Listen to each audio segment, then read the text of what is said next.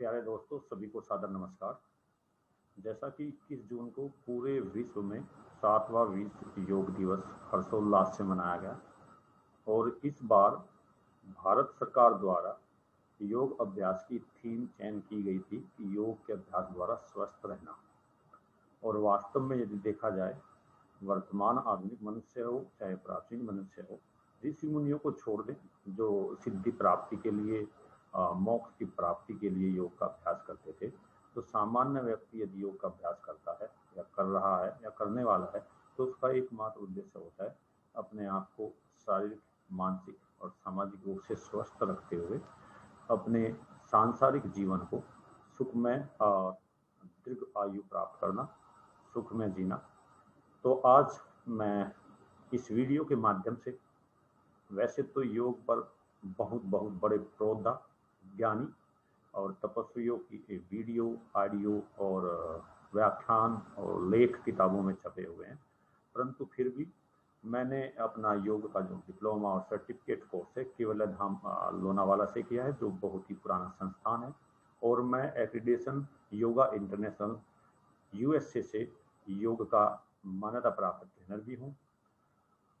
हो सकता है कि आपने उससे भी अच्छी वीडियो देखी हो, लेकिन क्योंकि वर्तमान सरकार द्वारा भी और मनुष्य के द्वारा भी योग का जो अभ्यास किया जा रहा है वो स्वस्थ रहने के लिए किया जा रहा है, तो मेरी इस वीडियो के माध्यम से मैं इस पर प्रकाश डालना चाहूँगा कि योग आधुनिक मनुष्य के लिए किस प्रकार का तो योग अभ्यास करना चाहिए और किस प्रकार के योग अभ्यास से करते हुए स्वास्थ्य की प्राप्ति की जा सकती है। इस समझने के लिए पहले मैं आपका बहुत ज़्यादा समय योग क्या है, आसन क्या है, प्राणायाम क्या है, इन पर ना ज़्यादा लेते हुए, क्योंकि थीम है योग अभ्यास की स्वस्थ कैसे रहें, आम आदमी के लिए क्यों महत्वपूर्ण है, तो उस पर फोकस रखते हुए मैं अपनी बात रखूँगा। आशा है आपको यह वीडियो पसंद आएगी, क्योंकि इसमें कुछ नए तथ्य उजागर होंगे, ऐसा मेरा विश्वास है। और वो सभी तथ्य मेरे अपने नहीं हैं, विज्ञान की कसौटी पर खरे उतरे हुए हैं और यौगिक साहित्य में उनका वर्णन है।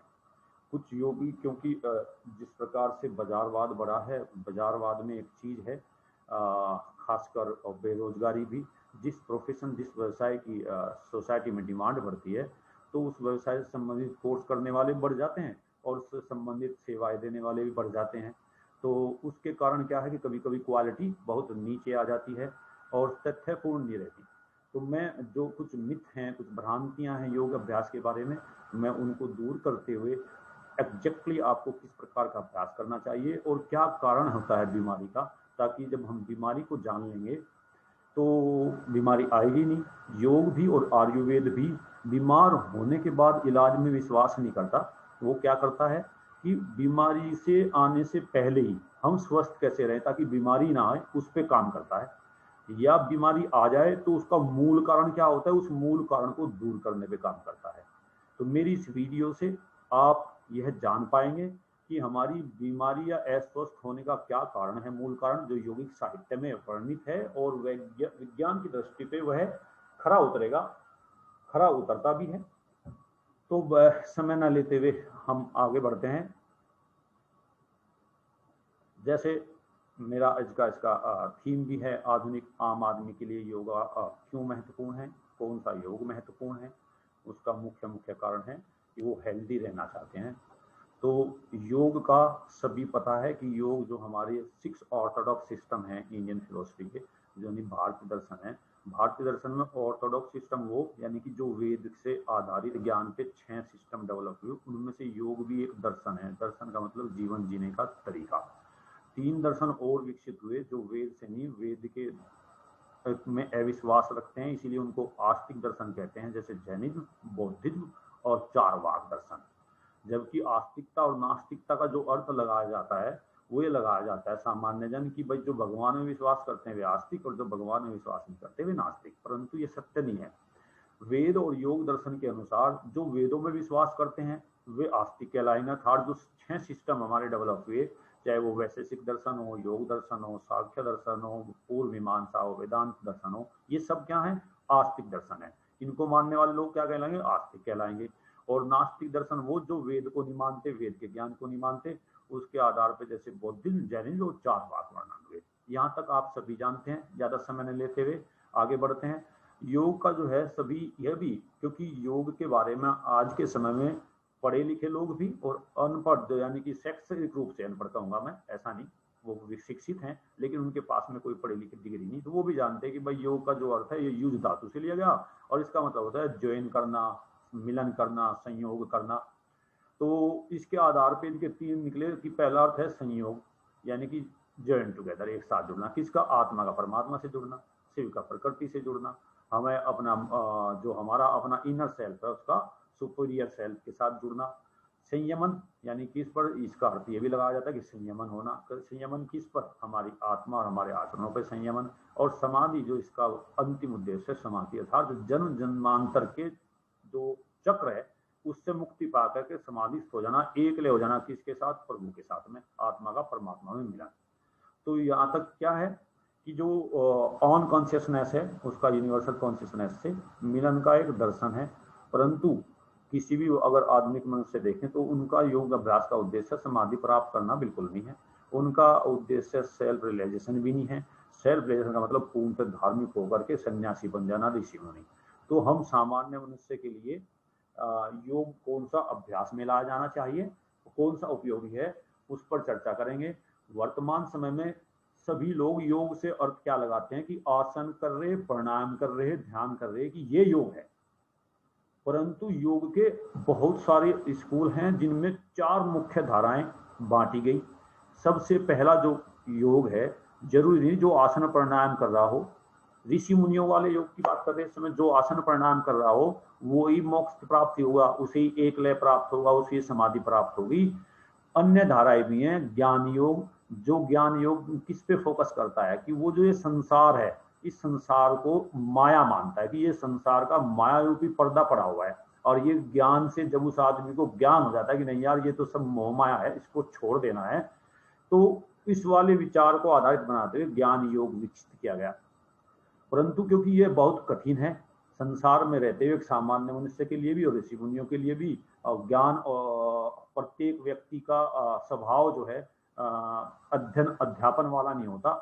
तो फिर एक योग की दूसरी धारा विकसित की गई जिसको कर्म योग कहते हैं। ये कर्म प्रधान है। कर्म प्रधान कौन सा कर्म प्रधान? योग कर्मेषु कौशलम की बात करता है भगवत गीता में श्री कृष्ण भगवान। अर्थात कर्म करना है और उस करता होना, भय वो नहीं पालना, घमंड कि भाई मैं ही कर रहा है इसको। अगर आप करेंगे, जैसे बताएंगे कि भारतीय दर्शन में जन्म जन्मांतर है, तो जैसा कर्म करेगा फिर उनके फल भोगने पड़ेंगे, तो फिर जन्म हो जाएगा।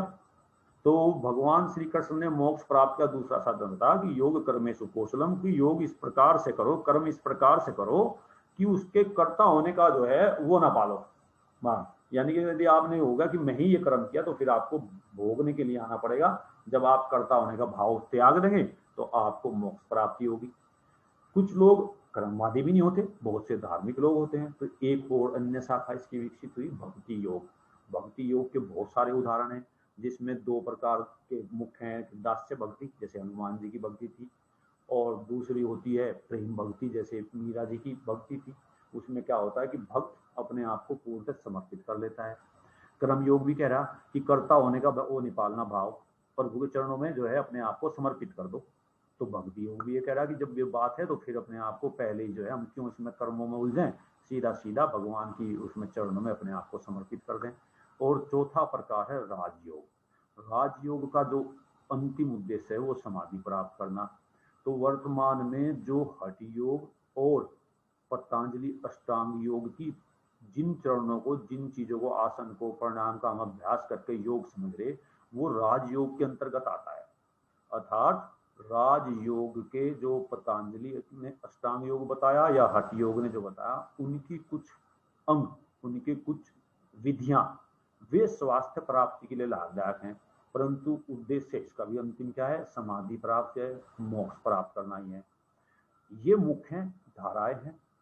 हम आगे बढ़ते हैं, कुछ और धाराएं हैं। वैसे तो आप इंटरनेट पे जाएंगे, चेयर योगा भी आ गया है, हॉट योगा आ गया, चौधरी योगा आ गया, प्रेग्नेंट योगा आ गया, चाइल्ड योगा आ गया। ये सब बकवास हैं और बाजारवाद लोग हैं, क्योंकि बाजार में बैठे हैं योग के नाम पर, उनका व्यवसाय बना हुआ है, वो व्यवसाय के रूप में से अपनाए हुए हैं और धनार्जन उनका करना उद्देश्य होता है। अन्यथा योग की ये 4 धाराएं हैं।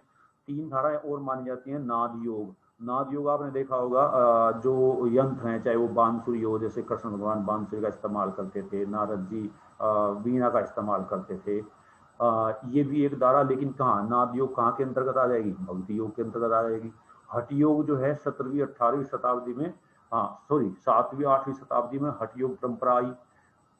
तो हठ योग परंपरा के परिणाम स्वरूप जो आसन प्राणायाम और सिद्धि क्रियाएं थी, इन पर ज्यादा दबाव दिया गया, और इसलिए हठ योग परंपरा का प्रभाव था वर्तमान समय में कि लोग जो है इस आसन प्राणायाम के अभ्यास को योग मानने लगे, जबकि ये वास्तविकता नहीं है। हठ योग के कारण बहुत सारी चीजें, तंत्र मंत्र विद्या भी इसमें आई, और एक वज्रांग यानी कि तंत्र योग जो बुद्धिज्म ट्रेडिशन के कारण आया, जिसमें गुहा समाज, हीनयान समाज ये आया, तो इसके कारण भी तंत्र मंत्र जो है योग में आ गए, जबकि वो योग का अभ्यास का कोई उनका उद्देश्य नहीं था, और वो इस समय वर्तमान समय में प्रयोग में भी नहीं लिए जा रहे। तो आप यहाँ तक तो याद रखें कि जरूरी नहीं आसन प्रणाम करने वाले को अगर कोई सिद्धि चाह रहा है, मोक्ष प्राप्ति चाहता है, तो केवल राजयोग करें, उसके पास में तीसरे मार्ग नहीं है। परंतु क्योंकि योग अभ्यास का वर्तमान उद्देश्य क्या है? स्वस्थ प्राप्त करना। तो स्वस्थ प्राप्त करने के लिए किस प्रकार होंगे, तो वो समझने से पूर्व हम योग के मूल उद्देश्य क्या है? योग चित्तवृत्ति निरोधा प्रत्येक भारतीय जानता है। पतंजलि योग सूत्र का ये दूसरा सूक्ति है, पहले अध्याय की दूसरी सूक्ति। इससे पहले पतंजलि ने कहा कि अथ योग अनुशासन, तो यानी कि योग का अनुशासन ये है। तो उसमें सबसे पहले चित्तवृत्ति निरोध, तो लोग इसे योग मानने लगे कि चित्तवृत्ति का निरोध करना उसे योग कहते हैं। उन्होंने बताया कि ये चित्तवृत्ति का निरोध करना तो शुरुआत हुई उसकी, जब चित्तवृत्ति का निरोध कर लेंगे तभी तो हम ऊपर धारणा, ध्यान और मोक्ष की ओर बढ़ेंगे। तो उसके लिए उन्होंने 8 अंग बताए, जिनकी हम बाद में चर्चा करेंगे। भगवत गीता में दूसरे अध्याय में 50वीं सूक्ति है, योग कर्मेषु कौशलम, जिसमें भगवान श्री कृष्ण कहते हैं कि भाई कर्म करो और कर्ता होने का भाव त्याग दो, समत्व योग उच्यते। और जो योग क्या है कि हमारे जो कर्म है उसमें अगर एकता है, एकलय है, वही योग कहलाएगा। परंतु आदि मनुष्य के लिए योग अभ्यास का एकमात्र उद्देश्य है स्वस्थ रहना। और स्वस्थ रहना, किस प्रकार स्वस्थ रहें, उसके लिए कौन से योग का अभ्यास किया जाए, हम उसको जानने के लिए सबसे पहले हमें ये जानना पड़ेगा कि योग, क्योंकि योग और आयुर्वेद दोनों के दोनों किस पर फोकस करते हैं? रोग के कारण क्या है, उन कारणों को जानना और उन्हें वहीं रोक देना। तो योगिक साहित्य के अनुसार मनुष्य जब पैदा होता है तो उसमें जन्मजात क्लेश होते हैं। तो कितने क्लेश होते हैं? 5 क्लेश होते हैं। पंच क्लेश को माना गया, और यही क्या माने गए? Root cause of the existential disorder. जो जब भी इनमें कुछ गड़बड़ होगी, कैसे होगी, पहले हम ये जान लें कि 5 क्लेश कौन से हैं जो जन्म से प्रत्येक प्राणी में यानी प्रत्येक मनुष्य में पाए जाते हैं। कौन कौन से? अविद्या, अविद्या मीन्स का मेल परसेप्शन, यानी कि गलत जानकारी होना, ये बहुत ही बड़ा क्लेश है, प्रत्येक मनुष्य के अंदर होता है अविद्या। जैसे बहुत से लोग होते हैं, कहते हैं ज्ञानी, मैं ज्ञानी हूँ, मुझसे ज्यादा ज्ञानी नहीं, तो ये भी एक अविद्या ही है, भले उन्होंने पढ़ लिया हो। सत्य का कोई अंत नहीं है, ज्ञान का कोई अंत नहीं है, परंतु कुछ लोग बिल्कुल पढ़ते भी नहीं है, तो वो जान ही नहीं पाएंगे कि संसार क्या है, मैं क्या हूँ, कैसे ये सृष्टि रचना हो रही है और हमें क्या करना है। तो अविद्या एक जन्मजात रोग है, क्लेश है, जो प्रत्येक मनुष्य में पाया जाता है, इसे आप झुठला भी नहीं सकते। दूसरा है अस्मिता मीन्स इगोटिज्म, अहंकार। जैसे जैसे बड़ा होगा, मूल से जन्म से होता है, बड़ा होता जाता है, अहंकार होता जाता है, ये जन्मजात रहता है, उसके हर एक मनुष्य के अंदर में है। और योग का काम क्या है? पहले रूट कोज को डालना, ये भी एक कारण है, और इनको दूर करने के परिणाम स्वरूप ही क्या रहेगा? रोग नहीं आएंगे, रोग नहीं आएंगे तो स्वस्थ रहेगा। तीसरा क्लेश कौन है? राग, यानी आसक्ति होना भोग के प्रति, किसी के प्रति कि भाई मैं तो ये किसी से प्रेम है, अपनी संपत्ति के प्रति, और अत्यधिक विलासी जीवन होना, ये राग भी बहुत बड़ा क्लेश है, प्रत्येक मनुष्य के अंदर पाया जाता है जन्म से। द्वेष यानी घृणा, दूसरे से नफरत रखना, प्रत्येक मनुष्य के अंतर्गत ये पाया जाता है, कम और अधिक मात्रा में जन्मजात रहता है। अधिक और कम मात्रा कब होगी, उसका कारण आगे चर्चा करेंगे कैसे होगी। और अभिनिवेश मीन्स मृत्यु और असुरक्षा का भय, ये पांचों के पांचों क्लेश आप अपने अंदर अगर शांत बैठ कर देखें, आपके अंदर पाए जाते हैं, प्रत्येक मनुष्य के अंदर होते हैं ये 5 क्लेश। अब अविद्या क्या है? ये जो अविद्या है, ये दूसरे वाले जो चार होते हैं उनकी जन्य भी मानी जाती है। अगर किसी को मतलब विद्या नहीं है, ज्ञान नहीं है, तो बाकी चारों रोग भी अपने आप ही उसके अंदर बढ़ जाएंगे, पनप जाएंगे। और सबसे ज्यादा महत्वपूर्ण, जब अविद्या के साथ साथ में योगिक के दृष्टिकोण से भी और स्वस्थ रहने के लिए भी, स्वास्थ्य को प्राप्त करने के लिए भी सबसे महत्वपूर्ण कौन से? राग और द्वेष। ये जो क्लेश हैं उनमें अविद्या तो जन्मी है दूसरों की, परंतु ये आपस में एक दूसरे जुड़े रहते हैं। राग द्वेष होगा तो अपने आप भी ज्ञान क्या है, ज्ञान के ऊपर ये हावी हो जाएंगे। तो ये सारे के सारे जो क्लेश हैं 5, ये इनके 4 लेवल बनते हैं। और 4 लेवल कब बनते हैं? जन्मजात है, यानी कि उन 4 लेवल को देखें कौन कौन से लेवल हैं। जब हम इन लेवल को जान लेंगे तो योग अभ्यास कौन सा करना किस लेवल पे और वो कितना प्रभावी है उसको हम जान पाएंगे, समझ पाएंगे। तो ये लेवल बनते कैसे हैं? जो 4 लेवल बताए, जब ये क्लेश यानी कि जो जन्मजात है प्रत्येक मनुष्य में, उसका वातावरण से उनकी प्रतिक्रिया होती है और तब चित्तवृत्ति बनती है। चित्तवृत्ति का मतलब इसका लेवल, उस प्रकार की प्रवृत्ति।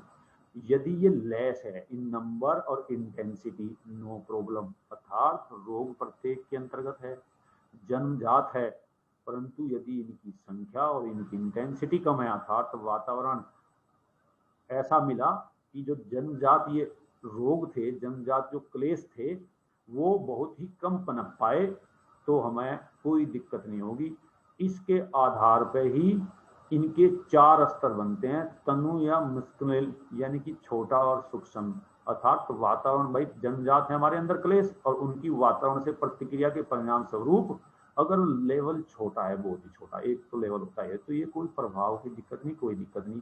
योग का यहाँ अगर अभ्यास किया जाए शुरू, जब ये वातावरण की प्रतिक्रिया इनके साथ होने लगे, तो यहाँ पर अगर योग का अभ्यास किया जाए तो 100% योग यहाँ सफल होता है। और क्योंकि आयुर्वेद और योग यही कहता है कि जीवन में शुरुआत में ही करें, अर्थात जितना जल्दी यौगिक आचरण को हम अपना लेंगे तो जो हमारे पंच क्लेश हैं, जो हमारे रोगों के कारण बनते हैं, उनको यहीं पर नियंत्रण कर लिया जाएगा और वो तनु लेवल पे रह जाएंगे, छोटे लेवल पे रह जाएंगे। एक है परसुप्त, डोरमेंट, अर्थात थोड़ा सा बढ़ गया इसका स्तर। अगर वातावरण, हमने योग का अभ्यास नहीं किया और हमारे क्लेश हैं और वातावरण ऐसा मिला कि उन क्लेश को बढ़ावा मिला उनकी प्रतिक्रिया से, तो जो इनका लेवल है वो बढ़ जाएगा, परसुप्त स्तर पर पहुंच जाएगा। यहाँ पर अगर योग अभ्यास करना शुरू करें तो ये योग अभ्यास 75% तक प्रभावी होगा और इन समस्याओं को और इन रोग को, इनके कारण जो उत्पन्न समस्याएं हैं उनको नियंत्रण में कर लेगा। ये देखना है। मैं जो ये चारों योगिक साहित्य के अनुसार 4 लेवल हैं, तनु, प्रसुप्त, विच्छन्न और उदारा, और मनोविज्ञान और विज्ञान की दृष्टि में इनको कैसे परिभाषित किया हुआ हम उस नेक्स्ट स्लाइड में समझेंगे। विच्छन्ना कौन सा है? कॉन्फ्लिक्ट इन नेचर, यानी प्रकृति के साथ संघर्ष है। अब जो ये वातावरण के साथ में इनकी प्रतिक्रिया हुई, बड़े होते गए, तो योग ने, इस रोग ने, इन पंच क्लेशों ने वातावरण की प्रतिक्रिया परिणाम स्वरूप इतने लेवल पे आ गए कि अब यहाँ पर योग का अभ्यास अब शुरू किया जाए तो योग 25 से 50% ही प्रभावी हो पाएगा। परंतु यदि हमने यहाँ भी लिग्रेट कर दिया और ये उदारा लेवल पे पहुंच गया इनका, यानी जो पंचक्लेश का स्तर है वो उदारा लेवल पे पहुंच गया, फ्री फ्लोटिंग हो गया, यानी कि बिल्कुल दिखने लगा है, सबको पता लगने लगा है कि ये, तो यहाँ पर योग बहुत ज्यादा प्रभावी नहीं होता, क्योंकि व्यक्ति योग अभ्यास करने के लायक नहीं रहता। और वैज्ञानिक दृष्टिकोण से देखें तो इनको इस प्रकार से 4 स्तर में बांटा गया। जो तनु सूक्ष्म है वो साइकिक स्टेज है। आप भी महसूस करेंगे कि शुरुआत में पंच क्लेश हैं, वातावरण मिला, अगर हमें वातावरण खराब मिला तो ये पंच क्लेश क्या है? साइकिक स्टेज पर था, हम बेचैन रहने लगेंगे, हमारा थोड़ा थोड़ा सा मानसिक स्तर पर असर शुरू होता है। जो तनु लेवल है वो मानसिक स्तर पर असर दिखाता है। उसके बाद में हमने बात की थी प्रसुप्त अवस्था, तो यानी कि अब वातावरण से प्रतिक्रिया के परिणाम स्वरूप सतत रूप से पंचक्लेश दूसरे लेवल पर पहुंच गए, प्रसुप्त पे, अर्थात इनका असर साइकोसोमेटिक हो गया।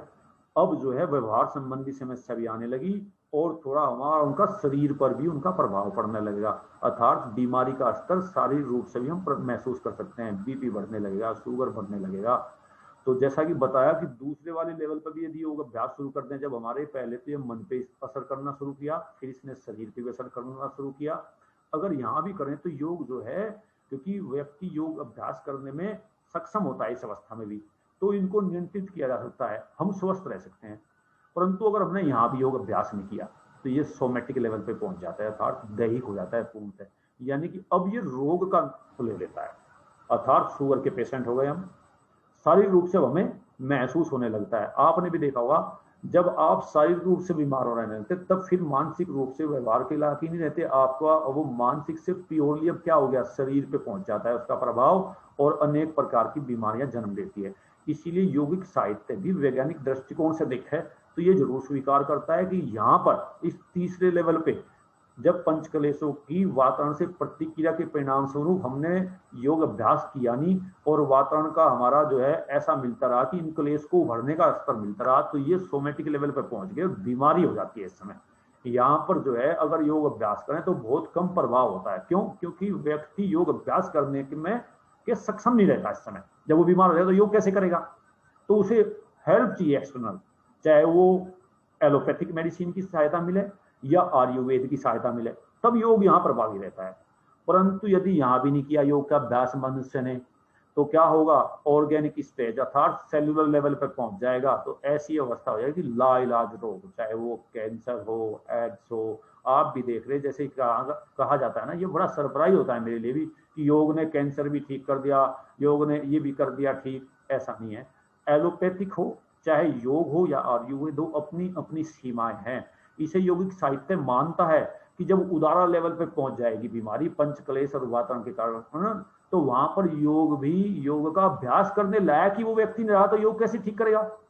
अर्थात उसको बाहर से सपोर्ट चाहिए, आयुर्वेद की दवाइयों की और एलिपोथी की। उसके बाद में जब वो योग अभ्यास करने के योग हो जाए, तब इस समस्या को नियंत्रण किया जा सकता है।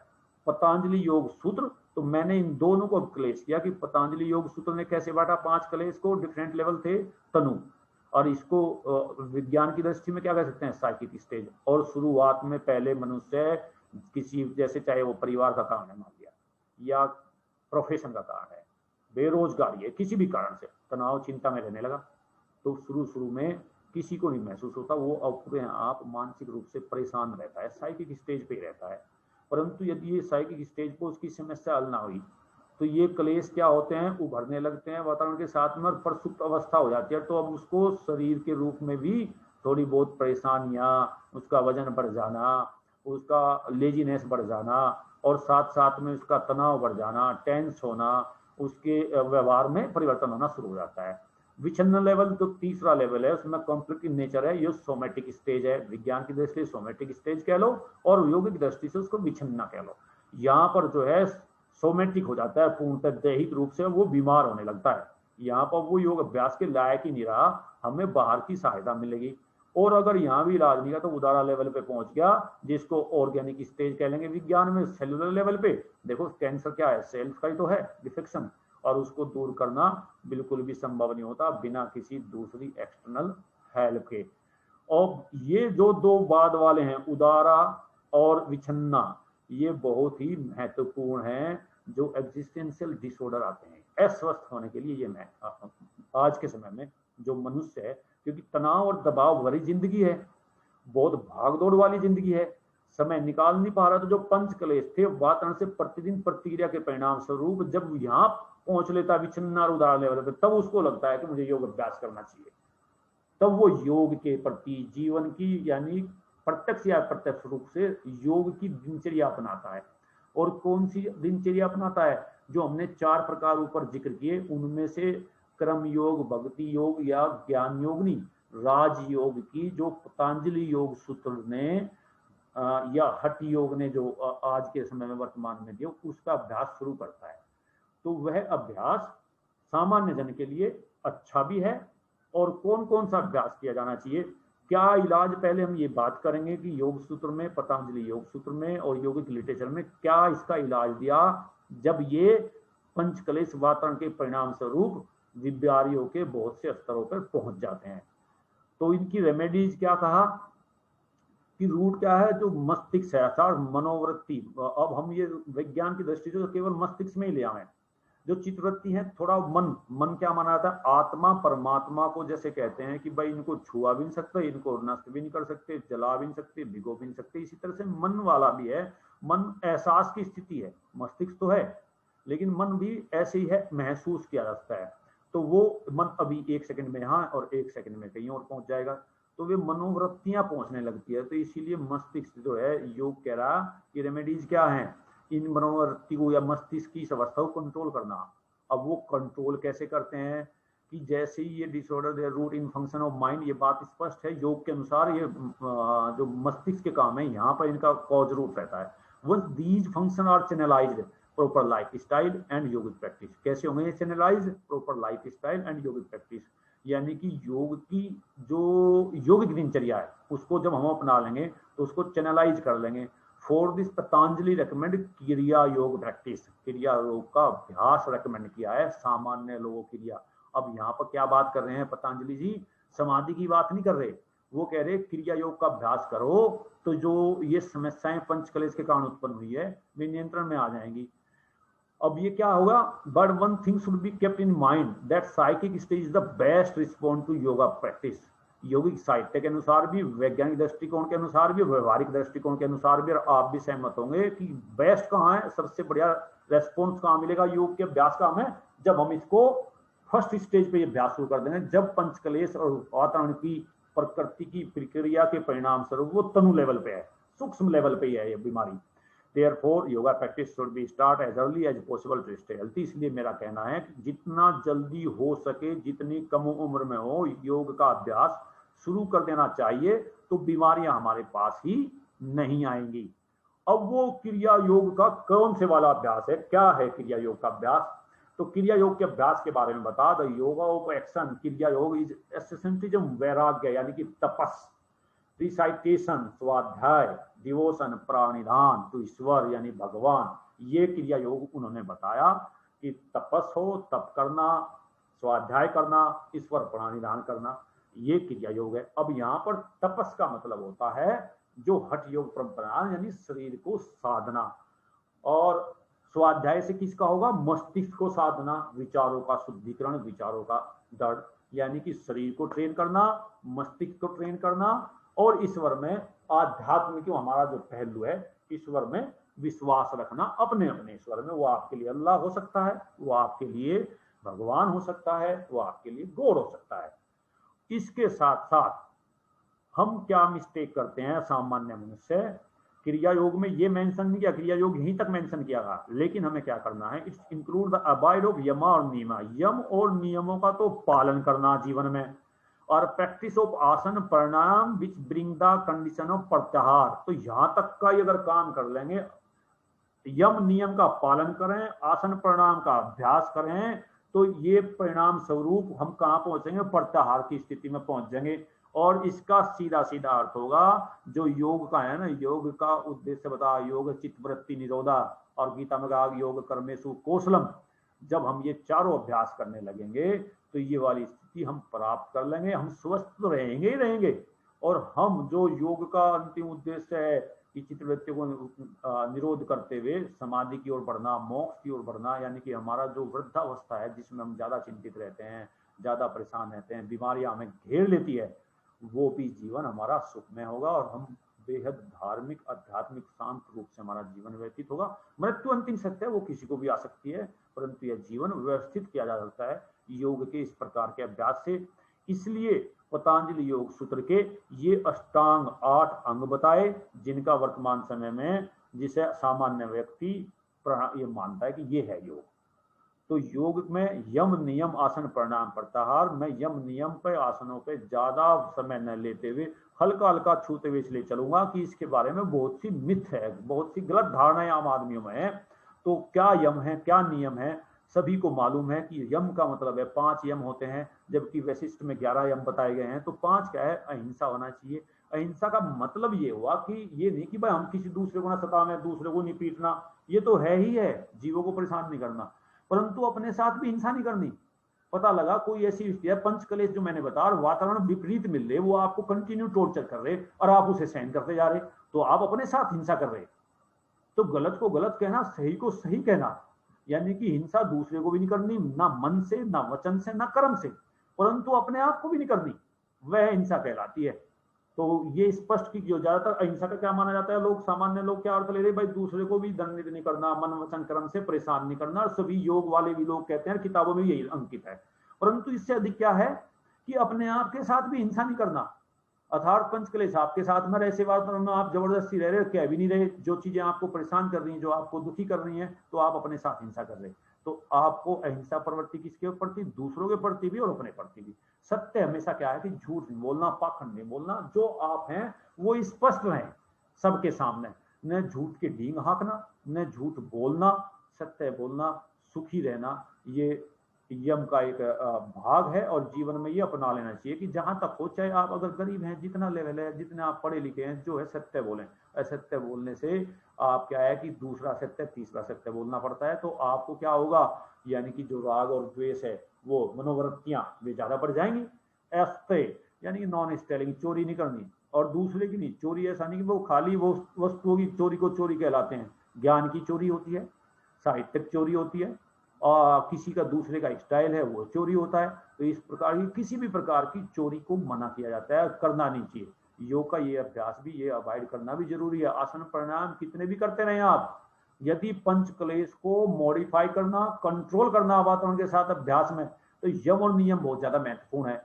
ब्रह्मचर्य, अब ब्रह्मचर्य का अर्थ भी क्या लगाते हैं यहाँ पर, ब्रह्मचर्य अनुमान वाले ब्रह्मचर्य, पितामह भीष्म वाले ब्रह्मचर्य की बात नहीं कर रहे हैं। भगवान शिव शंकर को योगी माना जाता है, आचार्य की उन्हीं से योग का जन्म हुआ, और वो योगाचार्य हैं। वो देखो उनकी भी शादी हुई है, उनके बच्चा है, तो ये नहीं कि परिवार चलाना, परंतु क्या है कि जो हमारी कामानी इंद्रियां हैं उन पर नियंत्रण करना ब्रह्मचर्य है। अर्थात संतानोत्पत्ति के लिए संसर्ग होना, ये कोई दिक्कत नहीं है, परंतु ये रेपिस्ट बढ़ रही है, हर समय विचार मन में कुत्सित विचार आ रहे हैं, और इंद्रियों पे, आंखों पे, जीभ पे, हमारी ज्ञानेंद्रियों पे, जनेंद्रियों पे नियंत्रण नहीं है, तो ब्रह्मचर्य नहीं। ब्रह्मचर्य का पालन अधिक से अधिक करना चाहिए। आप महसूस करेंगे जीवन में अमूल चमूल परिवर्तन आ गया। अपरिग्रह बहुत ज्यादा जोड़ना, ये गड़बड़ होता है। ये पांचों यम और 5 नियम है। सोच क्लीननेस, किसकी क्लीननेस, विचारों की क्लीननेस किससे आएगी, पुस्तकों के अध्ययन से। किस प्रकार के पुस्तकों के अध्ययन से, धार्मिक पुस्तकें ही नहीं केवल, दार्शनिक पुस्तकें, ऐतिहासिक पुस्तकें, इससे आपकी वैचारिक शुद्धता होगी, और साफ स्वच्छ तो रहना ही चाहिए, चाहे वो आपका घर हो, आपके बिस्तर हो, चाहे उसमें जरूरी नहीं कि वो बहुत बड़ी मखमली चादर हो, लेकिन जो भी चादर है वो साफ हो, जो भी बिस्तर है भी साफ हो, तो जीवन व्यवस्थित रहेगा। संतोष होना चाहिए। संतोष का मतलब ये नहीं कि वो फो भाई भूखे लेट के काम नहीं करना, क्योंकि योग कर्मेषु कौशलम कहा है कि कर्म करना है, परंतु कर्म इस इंटेंशन से नहीं करना कि नहीं बहुत ज्यादा संपत्ति जोड़ ले, मोह माया नहीं। जो आपकी ड्यूटी है उसको, ड्यूटी को जरूर करना है, क्योंकि आप इस जीवन में आए हैं, आप पिता पुत्र बेटे भाई बहन हैं, टीचर हैं, अध्यापक हैं, डॉक्टर हैं, तो वह कर्म जरूर करना, ड्यूटीफुल होना जरूरी है। तपस, यहाँ पर तप का मतलब ये नहीं कि बहुत ज्यादा लंबे समय तक भगवान के ध्यान में बैठ जाना है, तप है ये मानव जीवन जीना ही एक प्रकार से तप है। स्वाध्याय, सेल्फ स्टडी हो, डिवाइन स्टडी हो, ये करना जरूरी है। और ईश्वर प्राणिधान, अर्थात जो भी आप ईश्वर मानते हैं उसमें विश्वास रखना चाहिए, इससे आपको मानसिक रूप से शांति और सद्भावना मिलती है। आसन के बारे में, जो आज की डेट में आसन कर रहे हैं, अब बहुत ज्यादा आसन करने की जरूरत नहीं है आपको भी। किसी भी मनुष्य को जो स्वस्थ रहना है, यम नियम का पालन करना है, और स्थिर सुखम आसनम 5 10 15 अभ्यास आप कर लेते हैं आसन के। मैं प्रकार बताऊंगा कि 4 आसन इस प्रकार के, 4 ये 4 ये 4 ये कर ले तो बहुत है, सफिशियंट है स्वस्थ रहने के लिए। बस करना क्या है कि जितना जल्दी हो सके आसन का आप समझ गए। मेडिटेटिव आसना क्या होते हैं, जिसमें ध्यान लगाते हैं, पद्मासन, सिद्धासन, स्वास्तिकासन। और कल्चरल आसन क्या है, 4 प्रकार होते हैं। 2-3 आसन तो करो लेटने वाली अवस्था में, 2-3 पेट के बल लेट के, 2-3 कमर के बल वाले, अपने आप सेलेक्ट कर लो, नेट पे बहुत ज्यादा है, उनका अभ्यास करें, और कभी भी शरीर को एक सीमा से अधिक ना मोड़े तोड़े। सिटिंग आसन, कुछ आसन 3-4 आसन बैठने के, जिनमें थोड़ा ट्विस्टिंग भी हो जाए बॉडी की, वे कर लें। स्टैंडिंग आसन, कुछ आसन खड़े होकर के, चाहे वो ताड़ासन हो, वर्षासन हो, त्रिकोणासन हो, वे कर लें 3-4 आसन। और इन्वर्टेड आसना, जो शीर्षासन है उससे बचना चाहिए 40 साल की आयु के बाद में, यदि आपका बीपी वगैरह बढ़ गया है। और अगर आप पहले से बचपन से अभ्यास करें तो कोई दिक्कत नहीं, करते रहें। इन्वर्टेड आसना में फिर आप कर सकते हैं शलभासना कर सकते हैं, आप सर्वांग आसना कर सकते हैं, हलासना कर सकते हैं, अर्धहलासना कर सकते हैं। तो यहाँ तक के आसना का इस प्रकार का अभ्यास पर्याप्त होगा आपको स्वस्थ रखने के लिए। प्राणायाम के बारे में थोड़ा सा मैं विस्तार से बात करूंगा। श्वास का बहुत ज्यादा महत्व है। योगिक साहित्य में आयु की गणना श्वास के आधार पर की जा कि प्रत्येक मनुष्य 4 सेकंड में एक सांस लेता है, अर्थात 1 मिनट में कितने सांस हो गए? 15 सांस, अर्थात एक दिन में कितने हो गए? 21,600 सांस हो गए। तो जैसे ही श्वास को स्लो डाउन करेंगे तो इसका सिस्टम क्या है, हमारी आयु बढ़ जाएगी। यौगिक साहित्य इस आधार पर प्राणायाम के अभ्यास पर काम करता है। अगर विज्ञान की दृष्टि से देखें, आप भी देखो, जब दौड़ेंगे, भागेंगे, बीमार होंगे तो आपका मेटाबॉलिज्म, आपकी हार्ट रेट, आपकी ब्रीदिंग, ये सब बढ़ जाती हैं। क्यों? और जब ये बढ़ जाएंगी तो कैटाबॉलिज्म प्रक्रिया आपके अंदर चालू हो जाएंगी, यानी कि ऊर्जा की उत्पत्ति के लिए विनष्टीकरण की प्रक्रिया चालू हो जाएगी। तो सीधा सीधा बात है, अगर यही प्रक्रिया हमेशा जारी रहे तो जन्म कम हो जाएगा, उसकी जन्म दर कम हो जाएगी, उसका जीवन कम हो जाएगा। सॉरी, जन्म दर में कहा जीवन, यानी कि उसका कम हो जाएगा। तो प्राणायाम इसी पे काम करता है कि प्राण का जो आयाम है, यानी श्वास की प्रक्रिया, उसे नियंत्रित और मंदिम कर लिया जाए तो हमारी आयु बढ़ जाएगी, स्वस्थ भी रहेंगे। अब जैसे दो हैं, पतंजलि योग में प्राण को माना है श्वास, और आयाम का मतलब होता है रोकना, और हठ योग में प्राण को माना है psychic energy, force, cosmic energy, और इसमें भी क्या है, उस पर कंट्रोल करना। इन दोनों का काम होता है प्राणायाम में। अब प्राणायाम वैदिक पीरियड में केवल अभ्यंतर कुंभक की बात थी, प्राचीन काल में केवल सांस लेना, अंदर रोकना। पौराणिक में क्या हुआ, तीनों चरणों का जिक्र आ गया विस्तार से कि पूरक का मतलब सांस लेना, कुंभ का मतलब सांस रोकना, रेचक का मतलब सांस छोड़ना। अब उसमें टाइम रेशियो फिक्स होगा धीरे धीरे। मात्रा का मतलब होता है 4 सेकंड, एक मात्रा का मतलब हुआ 4 सेकंड, यानी कि एक श्वास की प्रक्रिया। तो शुरुआत में जो रेशियो रखना चाहिए श्वास लेने का, श्वास छोड़ने का और श्वास रोकने का, तो वो क्या होना चाहिए? 1 1 1। बहुत से लोगों की ये जिज्ञासा रहती है, कितने सेकंड श्वास रोक के, कितने सेकंड छोड़ के, कितने। तो मैंने कहा एक मात्रा, यानी यदि आपने 4 सेकंड लिया तो 4 सेकंड रोको, 4 सेकंड छोड़ने में लगाओ। ये फर्स्ट स्टेज है। जब आप इसको आसानी से करने लगे तो इसी को बढ़ा दो, 1 2 2, यानी ये एक मात्रा, ये 2 मात्रा, ये 2 मात्रा, अर्थात यहाँ 4 सेकंड रोक रहे तो 8 सेकंड, 4 सेकंड में आप ले रहे हैं तो 8 सेकंड आप रोको, 8 सेकंड छोड़ने में लगाओ।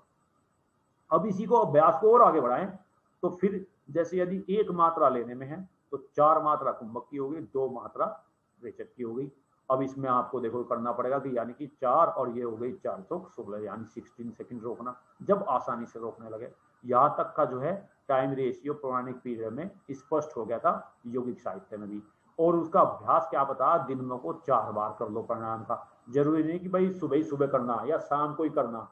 आसन करना है, अगर आसन आपने मध्यम गति के ट्रेडिशनल आसन किए हैं, पसीने वाले आसन नहीं किए जो टीवी पे दिख रहे हैं, जैसे योग विन्यास है या हॉट योग है, ये दिखाए जा रहे हैं, बजाय उसके जो ट्रेडिशनल आसन बाबा रामदेव जी कराते हैं, तो उनके साथ कर लें या उनके बाद में थोड़ा गैप रखें, सुबह सवेरे, दोपहर में, शाम को, और एक बार आधी रात, यानी कि सोने से पूर्व में 4 बार अभ्यास कर लेना चाहिए।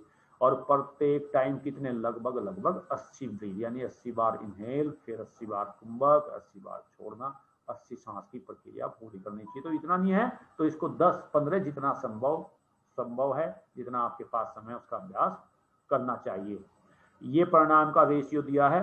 बहुत ही जब ऊपर के लेवल पे आप पहुंच जाएंगे, अगर यहाँ ये इस लेवल का आप प्राणायाम करने लगे तो मेडिटेशन की आवश्यकता नहीं, इसका मतलब मेडिटेट अपने आप हो जा रहे हैं आप, प्रत्याहार की स्थिति अपने आप पहुंच गई। तो प्राणायाम के अभ्यास के बारे में एक बात और ध्यान रखना, आसनजयी होना जरूरी है। पहले पद्मासन, सिद्धासन, स्वास्तिक आसन में हमें उनका लंबा अभ्यास कर लेना चाहिए, तभी हम प्राणायाम की इस स्टेज के अभ्यास के बाद पहुंच पाएंगे, यानी कि 10 मात्रा, 40 मात्रा, 20 मात्रा और 20 मात्रा बाह्य कुंभक की।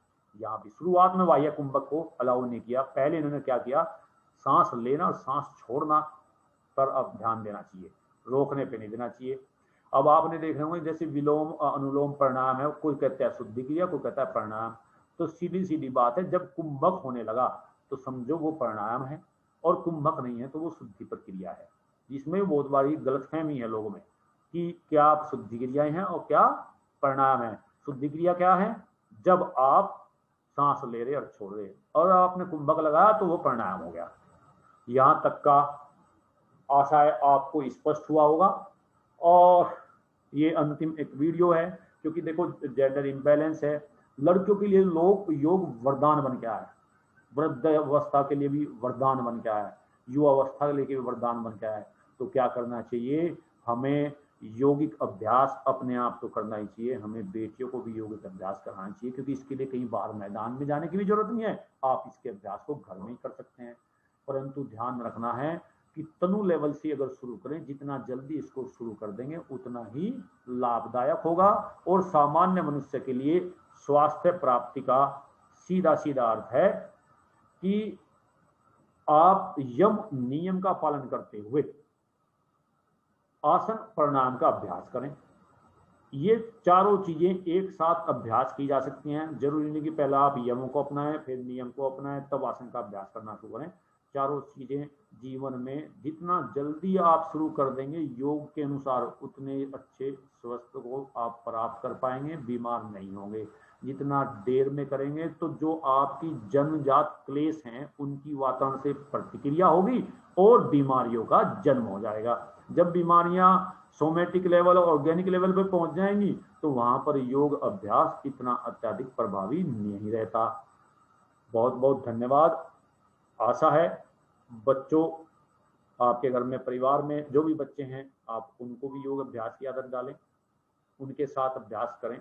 धीरे धीरे बच्चे क्या होता है, बच्चे बाय इमिटेशन सीखते हैं। यदि आप योग अभ्यास करें तो बच्चे भी करने लगते हैं, परंतु यदि वो खुद थोड़े से बड़े हो गए तो फिर उनको डिसइंटरेस्टेड लगता है, क्योंकि उनके पास में ऊर्जा बहुत होती है। तो आपको इस अभ्यास को जल्दी से जल्दी शुरू करवा देना है ताकि आप तो स्वस्थ नहीं रहें, आपके बच्चों के पास में रोग ना आए। इन्हीं के साथ में आशा है आपको यह वीडियो मेरा पसंद आएगा। मेरे चैनल को सब्सक्राइब करेंगे और इस वीडियो को अधिक से अधिक शेयर करेंगे। बहुत बहुत धन्यवाद।